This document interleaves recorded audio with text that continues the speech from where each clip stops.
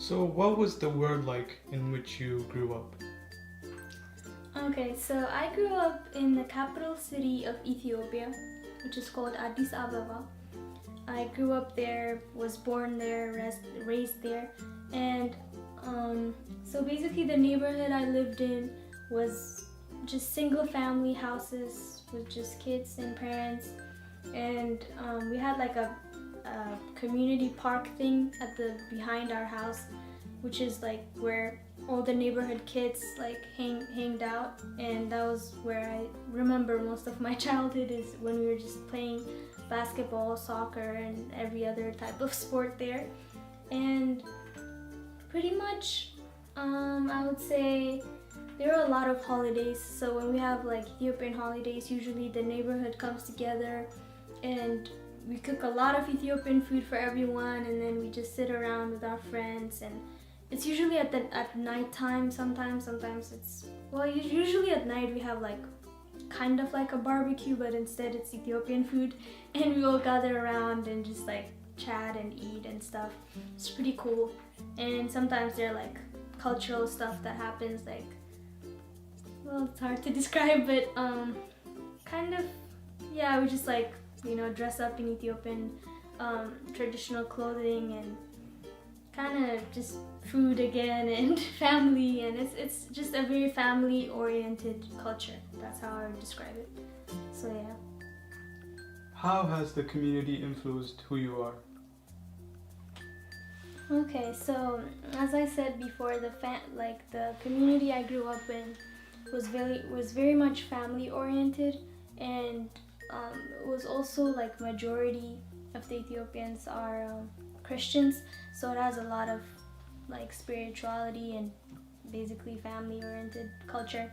So that has like had a huge influence for me, because it gave me the base for my Christian belief and my spirituality, which I value a lot. And also like, I'm also very family oriented. I like to spend most of my time with family together doing things, instead of doing things like alone or independently. And so I guess those would be the things that really shaped who I am. And also like concerning how I treat other people, because in Ethiopia, like in the culture, like humility and humbleness is very valued.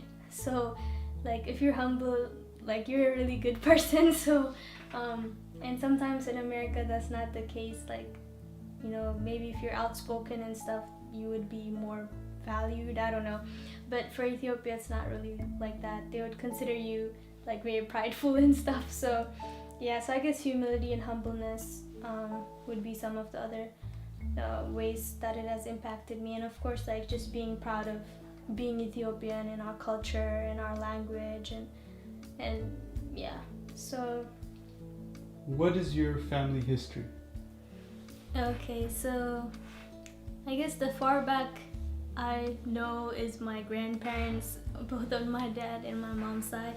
So pretty much from my dad's side, both his parents were born in Addis Ababa, the center of the capital city of Ethiopia, which I grew up in, which my dad grew up in. So there's really not much like geographic distribution there.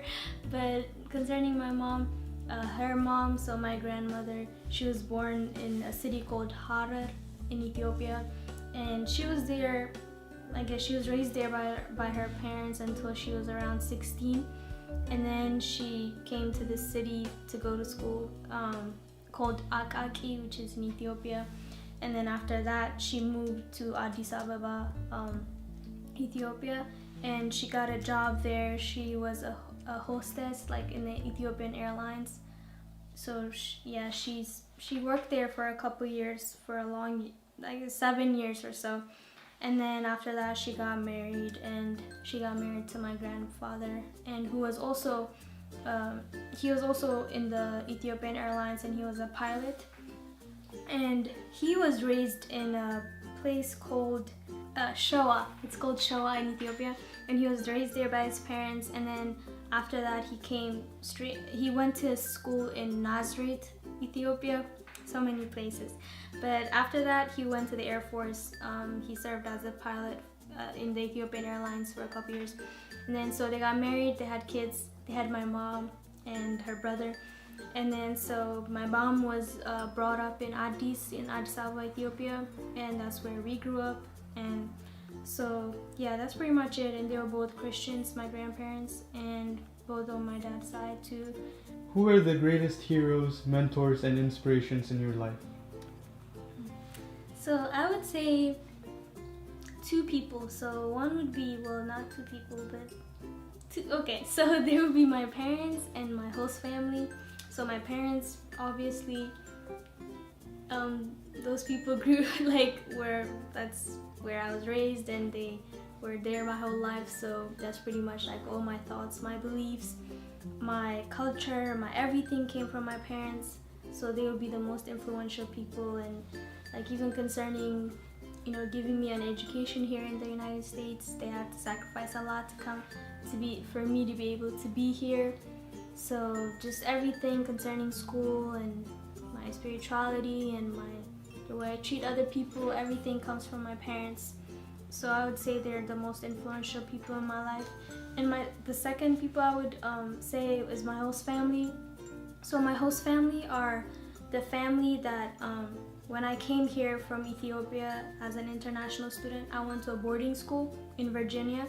And when I went to a boarding school in Virginia, basically these families, they can volunteer to just be your second family away from home. So they just take you out on the weekends, and you can stay over at their house, and they pretty much treat you as their own children. So it's really nice for people, if you're international and you don't even know anyone who's in that school and you're new to the whole country and to the whole school, it's really amazing to have people to actually care that much to take you home and cook you food and just hang out with you. It's really amazing. Dear God, I am not worthy of any of the things that you have given me, but I want to thank you for your grace. Father, I thank you for the family that you have given me. I thank you for their love and their sacrifice, and I pray that you may reward them for all that they do for my brothers and me. Father, I also want to thank you for all the other people that you put in my life. I thank you for all that you've done for my family and I. Lord, there's too much to thank you for, but above everything else, I want to thank you for you. I thank you for helping me to know you and to talk to you. I thank you for your infinite love and protection. I thank you for who you are, Lord. I thank you for everything. Help me to love you and others like how you love me. Yours sincerely, Betty. What adversities have you overcome in your life?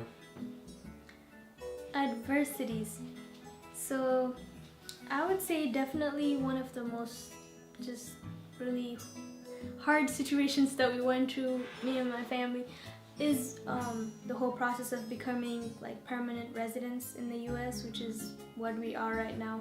So in order to have that happen, we went through this process called family reunion, which is basically someone who lives in the United States and who's a citizen here. So they apply for their close family to be residents here, and it took us 10 years. So it takes more than 10 years. I don't know. It's just a really long time for you to start your application. It's not even after 10 years you become residents. No, it's after 10 years you apply for residency. So my aunt, who lived in the United States and who's a citizen here, so she applied for her brother, which is my dad, and us. So after 10 years we got to apply. So the reason why it takes that long is because there's so many people who apply for that thing, so it takes a long time. What's the most creative thing you've done?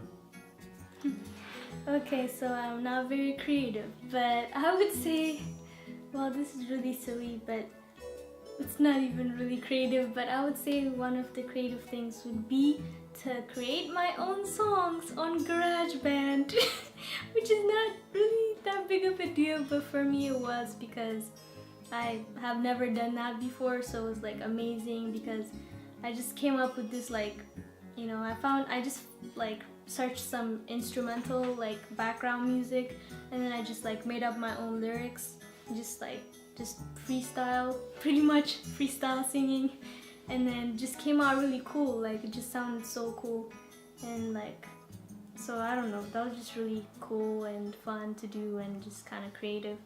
So yeah, that's it. What are the greatest experiences of your life? I would say it's definitely times where I was not at home. I was outside the country. So I mean, I've only been outside the country like 3 times. One was to come here, other was when I went to Germany, and the other one was we went on a family vacation to Kenya. So specifically my greatest one would be the one where I went to Germany, because so basically the whole reason I went there was it's supposed to be like a summer camp, but it's for like you're going there to learn the German language. And how I got to get on that trip was in our school, like our school specifically back home in Ethiopia, where I went when I went to school. They had this connection with this like organization that sends people to Germany like to learn the language and stuff. They've done this before, and so our school had some like affiliations with this organization. So they pick like, this was the first time they did it in the school I went to, the first time they actually sent people to Germany. So they just picked like 3 people from the whole school, and we just went to Germany for 2 weeks during the summer. And I was one of those people, and there were one of my classmates and then another girl who was 1 year ahead of me. So we went to this trip, and basically it was only 2 weeks, but it was in a little like small city called Belfield, Germany. No one ever knows where it is, but it's really small. So we went there, and it's like, it looks like a boarding school kind of, like they have a big building and we just eat there, sleep there. They have like food, and we go to school there, like the language school there. So it was pretty much in this big building, and so there were like, I don't know, maybe like 800 of us, or just a lot of people, and all these people are basically students just like us, and they came from like their own countries. So they were students from like all over the world, like from Egypt, from like Brazil, from like Iran, and like India, and I don't know, just everywhere in the country. So they all came like in a similar process we came. So yeah, so we were all there in this building for 2 weeks, and we learned Dutch for 2 weeks, which I don't even remember I don't know how to speak Dutch right now, because I haven't, you know, I didn't speak that language after that. So pretty much it was amazing because I got to like meet so many people from countries that I didn't even know existed in the world. And so like I met these people, and we were just like really close because we had like a lot of extracurricular stuff we did. So we went out to see the city, we had like soccer tournaments, like we had, I don't know, we watched the World Cup, because that summer it was the summer after my freshman year in high school. So I was like 13 years old or something when I went there, so I was pretty young. So like that year there was the World Cup, so we watched that in Germany, and it was so cool because the final was Germany and Portugal, or no, Spain. The semi-final was Germany and something, and it was really cool because like the whole, like the city we're in, like they were in the semi-final, so everyone was like, you know, colors in their faces of the flag, and people were going crazy. It was really cool. So yeah, so I just met really cool people, and we still kind of are in touch. Not really, but we were kind of on Facebook and stuff. And then so yeah, like it was just amazing, like to just meet new people, just like see a new like side of the world, and it's just, and the people were really, really nice. So